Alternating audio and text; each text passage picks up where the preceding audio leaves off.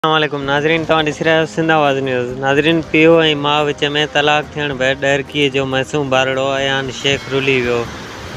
पथर दिल पीउ माउ जो धिकारियल मासूम ॿारु शहर जे फुटबॉल ते रातियूं गुज़ारण लाइ मजबूर बणियल आहे। अयान शेख जी माउ सानिया मुड़ुस असलम शेख खां तलाक वठण बैदि ॿी शादी करे छॾी। अयान शेख चयो त बाबा ऐं अम्मा पंहिंजे घर अचणु नथा ॾियनि। ॾींहं जो माण्हुनि खां पिनी सिनी खाईंदो आहियां ऐं राति जो फुटबॉल ते सुम्ही पवंदो आहियां। पीउ ऐं माउ विच में तलाक थियण बैदि ॾरकीअ जो मासूम ॿारड़ो अयान शेख रुली वियो।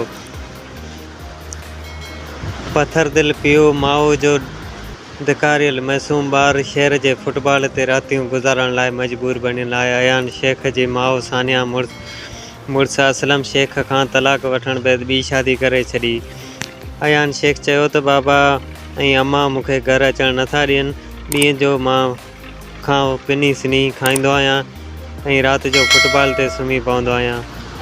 इहो त ख़ैरु आहे जेको अयान शेख जो वालिद ॾरकी प्रेस क्लब पहुची मासूम पुट खे पाण सां गॾु वठी वियो। नाज़रीन, वधीक अपडेट ऐं बाख़बरनि लाइ ॾिसंदा रहो सिंध आवाज़ न्यूज़। नालो छा आहे? पीउ जो नालो छा आहे? असलम केरु आहे? शेख आहे। ऐं तव्हांजी अम्मी जेका आहे उहा काॾे हली? शादी करे छॾी। अच्छा, कंहिंसां? शागुल सां। अच्छा, पोइ हाणे तूं किथे हूंदो आहे? रस्तनि ते। पोइ मानी केरु ॾींदो आहे? जी, पिनी करे खाईंदो आहे। पोइ माण्हू ॾींदा आहिनि मानी?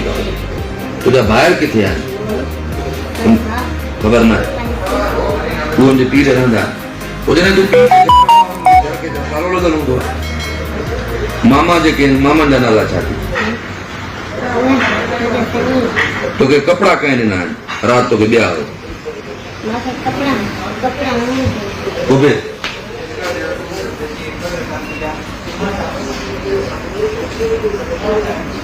भेण बि अथई?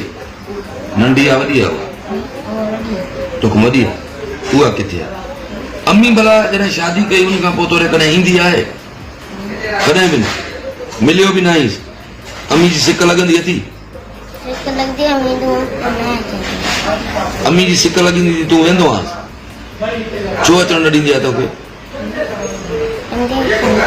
जी, अम्मी चवंदी आहे हितां निकिरी वञ।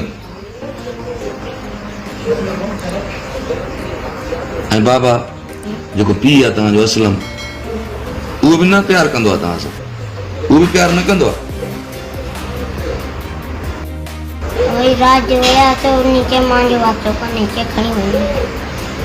उन छा चयो राति उभे तोखे खणी हलियो? उन छा चयो मुंहिंजो वास्तो कोन्हे? छा चई काॾे खणी वञोसि?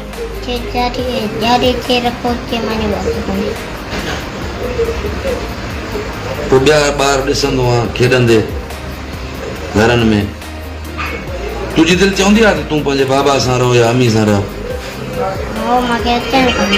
जी, केरु अचणु न ॾींदा? अचणु न ॾींदो आहे? अम्मी जी ॾाढा ॻाल्हाइनि थोरो बाबा। अच्छा, केतिरो हुयो तोखे अम्मी?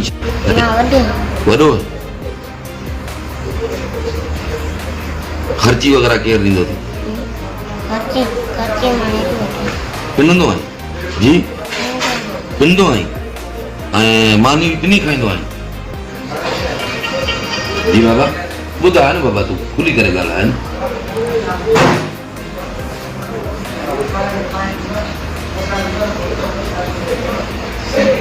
दोस्तो, तव्हां हिन मासूम जी जेका दर्द कथा आहे, मासूम आहे, बयानु नथो करे सघे।